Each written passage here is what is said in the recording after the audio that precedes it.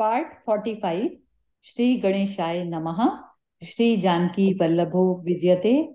श्री रामचरितमानस बालकांड। एहि विधि जन्म करम हरि केरे, सुंदर सुखद विचित्र गनेरे।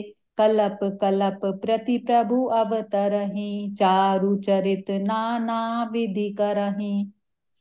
इस प्रकार भगवान के अनेकों सुंदर, सुखदायक और अलौकिक जन्म और कर्म हैं। प्रत्येक कल्प में जब जब भगवान अवतार लेते हैं और नाना प्रकार की सुंदर लीलाएं करते हैं, तब तब कथा मुनि सन गाई, परम पुनीत प्रबंध बनाई। विविध प्रसंग अनूप बखाने, करहि न सुनी आचरजु सयाने। तब तब मुनीश्वरों ने परम पवित्र काव्य रचना करके उनकी कथाओं का गान किया है और भांति भांति के अनुपम प्रसंगों का वर्णन किया है, जिनको सुनकर समझदार लोग आश्चर्य नहीं करते। हरि अनंत हरि कथा अनंता, कहे सुनहि बहुविधि सब संता। रामचंद्र के चरित सुहाए, कलप कोटि लगी जाहि न गाए। श्री हरि अनंत है और उनकी कथा भी अनंत है। सब संत लोग उसे बहुत प्रकार से कहते सुनते हैं। श्री रामचंद्र जी के सुंदर चरित्र करोड़ कल्पों में भी गाए नहीं जा सकते। यह प्रसंग मैं कहा भवानी, हरि माया मोहि मुनि ज्ञानी। प्रभु कौतुकी प्रणत हितकारी, सेवत सुलभ सकल दुख हारी। शिव जी कहते हैं कि हे पार्वती, मैंने यह बतलाने के लिए इस प्रसंग को कहा कि ज्ञानी मुनि भी भगवान की माया से मोहित हो जाते हैं। प्रभु कौतुकी है और शरणागत का हित करने वाले हैं।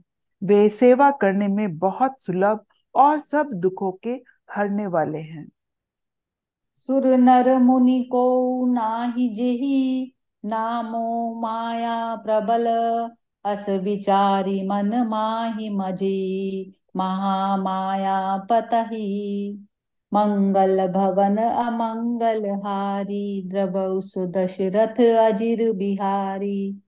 देवता, मनुष्य और मुनियों में ऐसा कोई नहीं है जिसे भगवान की महान बलवती माया मोहित न कर दे। मन में ऐसा विचार कर उस महामाया के स्वामी श्री भगवान का भजन करना चाहिए। अपर हेतु सुनु शैल कुमारी, कहूँ विचित्र कथा विस्तारी। जेहि कारण अज अगुन अरूपा, ब्रह्म भयउ कौशलपुर भूपा। हे गिरिराज कुमारी, अब भगवान के अवतार का वह दूसरा कारण सुनो। मैं उनकी विचित्र कथा विस्तार करके कहता हूँ, जिस कारण से जन्म रहित, निर्गुण और रूप रहित ब्रह्म अयोध्यापुरी के राजा हुए। जो प्रभु विपिन बिरत तुम देखा, बंधु समेत धरे मुनि वेशा। जासु चरित अवलोकि भवानी, सतीश शरीर रह्यो बौरानी। जिन प्रभु श्री रामचंद्र जी को तुमने भाई लक्ष्मण जी के साथ मुनियों का सा वेश धारण किए वन में फिरते देखा था, और हे भवानी, जिनके चरित्र देखकर सती के शरीर में तुम ऐसी बावली हो गई थी कि अजहु न छाया मिटति तुम्हारी, जाता सुचरित सुनु भ्रम रुझारी। लीला कीन जो तेहि अवतारा, सो सब कहूँ मति अनुसारा। अब भी तुम्हारे उस बावलेपन की छाया नहीं मिटती। उन्हीं के भ्रम रूपी रोग के कारण करने वाले चरित्र सुनो। उस अवतार में भगवान ने जो जो लीला की, वह सब मैं अपनी बुद्धि के अनुसार तुम्हें कहूंगा। भरद्वाज सुनि शंकर बानी, सकुचि सप्रेम उमा मुस्कानी। लगे बहुरी बरने वृष केतु, सो अवतार भयउ जेहि हेतु। याज्ञवल्क्य जी ने कहा, हे भारद्वाज, शंकर जी के वचन सुनकर पार्वती जी सकुचाकर प्रेम सहित मुस्कुराई। फिर वृषकेतु शिव जी जिस कारण से भगवान का यह अवतार हुआ था उसका वर्णन करने लगे। तो मैं तुम सन कहूँ सब, सुनु मनीष मन लाई। राम कथा कलिमल हरनी, मंगल करनी सुहाई। मंगल भवन अमंगल हारी, द्रवौ सो दशरथ अजिर बिहारी। हे मुनीश्वर भरद्वाज, मैं वह सब तुमसे कहता हूँ, मन लगाकर सुनो। श्री रामचंद्र जी की कथा कलयुग के पापों को हरने वाली, कल्याण करने वाली और बड़ी सुंदर है। स्वयंभू मनु अरु सतरूपा, जिन तै भैनर सृष्टि अनुरूपा। दंपति धर्म आचरण नीका, अजहु गाव श्रुति जिन कैलिका। स्वयंभू मनु और शत्रुपा, जिससे मनुष्य की यह अनुपम सृष्टि हुई, इन दोनों पति पत्नी के धर्म और आचरण बहुत अच्छे थे। आज भी वेद जिनकी मर्यादा का गान करते हैं। नृप उत्तान पाद सुत तासु, ध्रुव हरि भगत भयउ सुत जासु। लघु सुत नाम प्रिय बत ताहि, वेद पुराण प्रशंसहि जाहि। राजा उत्तानपाद उनके पुत्र थे, जिनके पुत्र हरिभक्त ध्रुव जी हुए। उनके छोटे लड़के का नाम प्रियव्रत था, जिनकी प्रशंसा वेद और पुराण करते हैं। देवहूति पुनीता सुकुमारी, जो मुनि कर दम कै प्रिय नारी। आदि देव प्रभु दीन दयाला, जठर धरे जेहि कपिल कराला। पुनः देवहूति उनकी कन्या थी, जो करदम पुनि की प्यारी पत्नी हुई, और जिन्होंने आदि देव दीनों पर दया करने वाले समर्थ एवं कृपालु भगवान कपिल को गर्भ में धारण किया। सांख्य शास्त्र जिन प्रगट बखाना, तत्व विचार निपुण भगवाना। तेहि मनुराज कीन बहु काला, प्रभु आयसु सब विधि प्रतिपाला। तत्वों का विचार करने में अत्यंत निपुण जिन भगवान को सांख्य शास्त्र का प्रकट रूप में वर्णन किया, उन मनु जी ने बहुत समय तक राज्य किया और सब प्रकार से भगवान की आज्ञा का पालन किया। हुई न विषय विराग भवन, बसत भा चोथपन। हृदय बहुत दुख लाग जन्म, गयऊँ हरि भगति बिनु।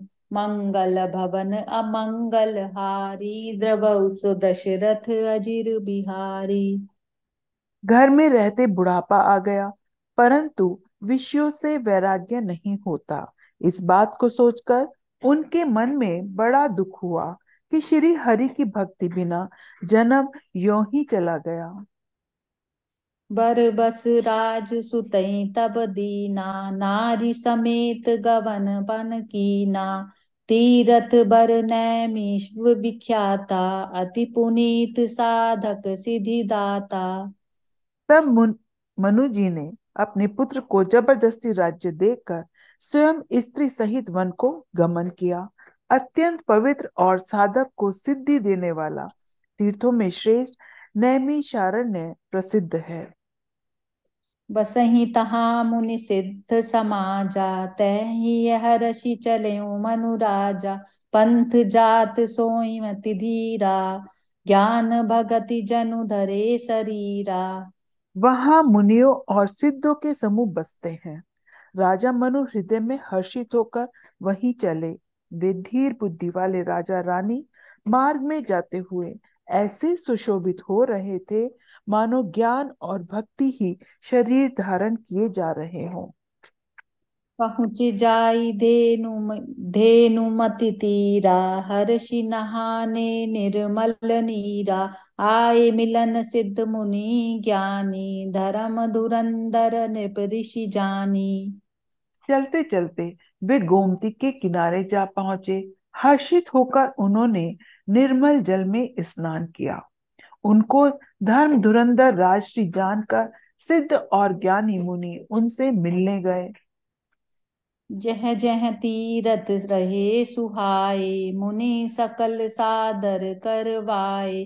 कृस शरीर मुनि पट परिधाना, सत समाज नित सुनहि पुराना। जहां जहां सुंदर तीर्थ थे, मुनियों ने आदर पूर्वक सभी तीर्थ उनको करा दिए। उनका शरीर दुर्बल हो गया था। वे मुनियों के से वस्त्र धारण करते थे और संतों के समाज में नित्य पुराण सुनते थे। द्वादश अक्षर मंत्र पुनि जपहि सहित अनुराग। वासुदेव पद पंकरहूँ, दंपति मन अति लाग। मंगल भवन अमंगल हारी, द्रवहु सो दशरथ अजिर बिहारी। दीन दयाल बिरद संभारी, हरहु नाथ मम संकट भारी। और द्वादशाक्षर मंत्र ओम नमो भगवते वासुदेवाय का प्रेम सहित जप करते थे। भगवान वासुदेव के चरण कमलों में उनका राजा रानी का मन बहुत ही लग गया। जय सिया राम। जय सिया राम।